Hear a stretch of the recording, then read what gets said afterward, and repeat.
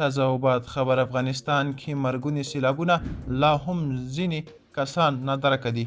د افغان نیوز قدرمن لیدونکو ښه راغلاست د نن ورځې تازه او بعد خبر ته دوستانو پوره حال ویډیو کې کتلی شئ او که غواړئ نور تازه او مهم خبرونه ترلاسه کړئ نو افغان نیوز یوټیوب چینل د سره سبسکرایب کړئ.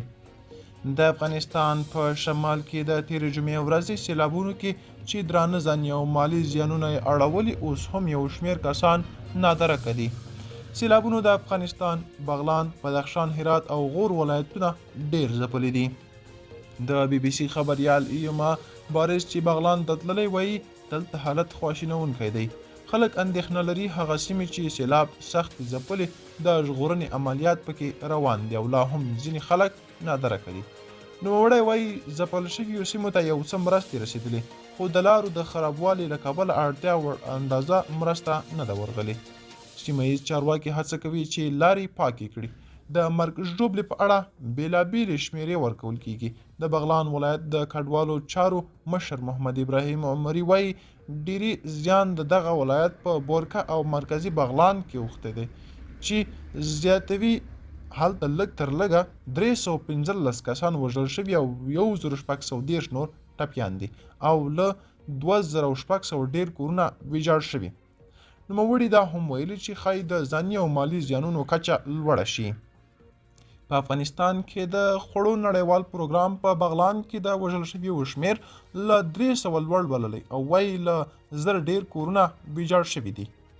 د ماشومانو د ملاتړ اداره یا سیف د چلډرن وایي په افغانستان کې سیلابونو شاوخوا 40,000 ماشومان هم بې کوره کړي. دغه بنسټ په یوه خبرپاڼه کې د ځایي چارواکو له خولې لیکلي چې په دغو سیلابونو کې له 12,000 ډېر کورونه زیانمن شوي یا نړېدلي چې له 80,000 ډېر کسان پکې اغېزمن شوي دي.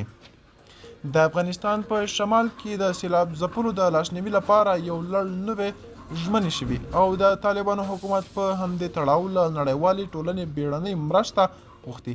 ګڼو هیوادو او مرستندویو ټولنو د سیلاب ځپلو اړتیاوې بیړنۍ بللي او د لاسنیوي ډاډ یې ورکړی دی. قطر له دغه سیلاب ځپلو سره مرستې ته له بېلابېلو توکو بار یوه الوتکه پرون مزار شریف ته ورسېده. له دې مرستې سره تللي قطري چارواکي فهد عبدالله ویلي چې د 22 تنه لومړي غیر خوراکي توکي دي چې کمبلې او خیمې هم پکې شاملې دي. د نوموړي په وینا دوی غواړي له سیلاب ځپلو سره نورې مرستې هم وکړي. په ورته مهال کې د ملګرو ملتونو کډوالو چارو اداره یو NHC وایي د افغانستان په شمال کې د سیلاب ځپلو خلکو اړتیاوې جدي دي او دوی له خپلو متحدینو سره په اړو خلکو خیمې او نور اړین توکي ویشي.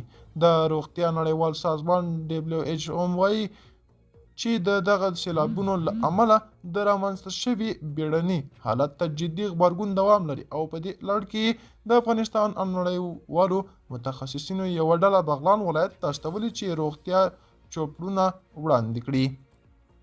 دوستانو دا د نن ورځې چمتو شوي ویډیو که غواړئ چې نور همداسې تازه او مهم خبرونه ترلاسه کړئ نو افغان نیوز یوټیوب چینل سبسکرایب کړئ. تر بیا ښه وخت ښې چارې.